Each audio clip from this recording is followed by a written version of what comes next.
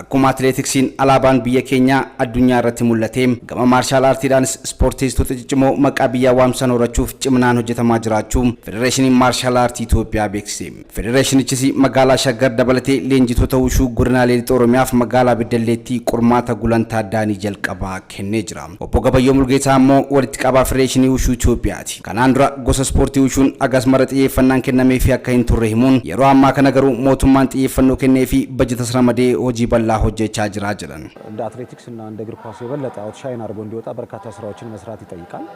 ጎስት ስፖርት ውሹ akkuma kubbaa miilaa fi atileetiksii mul'achuudhaaf hojii bal'aan hojjetamuu barbaada. Nutis akka federeeshinii keenyaatti yeroo ammaa kana dhimma kanaaf xiyyeeffannoo kenninee hojjechaa jira. Kana malees immoo abbootii qabeenyaa fi dhaabbilee garaagaraa hirmaachisuudhaan gosa ispoortii kana cimsuudhaaf hojii bal'aa hojjechaa jirra. Obbo Guutuu Bultoo ammoo itti gaafatamaa Federeeshinii Maarshaal Aartii Oromiyaati. Naannicha keessatti sochii ispoortii maarshaal aartii cimsuuf hojii bal'aan hojjetamaa jiraachuu himan.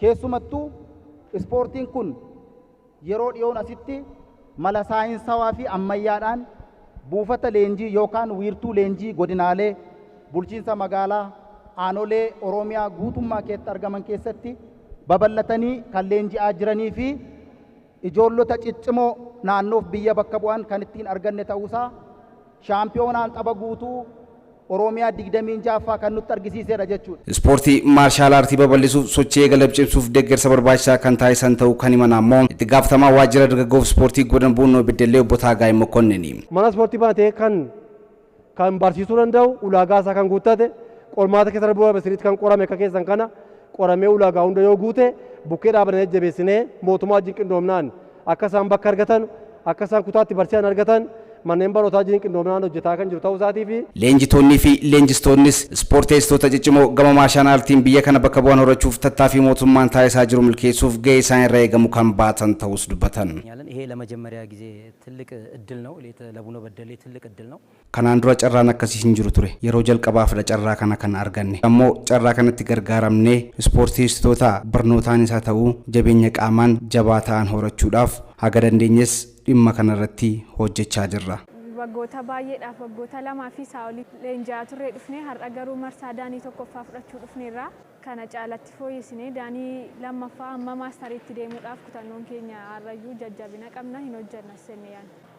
Leenjistoonni laafillee dhaamsa dabarsuu kan hin barbaadu jabaatanii hojjetanii ijoollee isaanii leenjisanii ga'oomsanii dorgommiidhaafillee geessisuutti qabu akkasumallee immoo barattoota leenjisanii sadarkaa leenjisaadhaan akka ga'anitti itti hojjechuu qabu.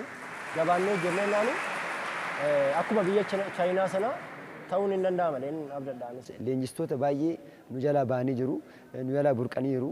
Isaaniifis carraa hojii uumuu keessatti gahee guddaa taphachaa irra akkasumas wushuu of duraaf bifa riisarchiin akka kootti riisarchiin hojjechaa jira. Wushuun eessa ture amma eessa jira gara fuulduraatti immoo garam deemaa jira kan jedhu riisarchiin hojjechaa jira.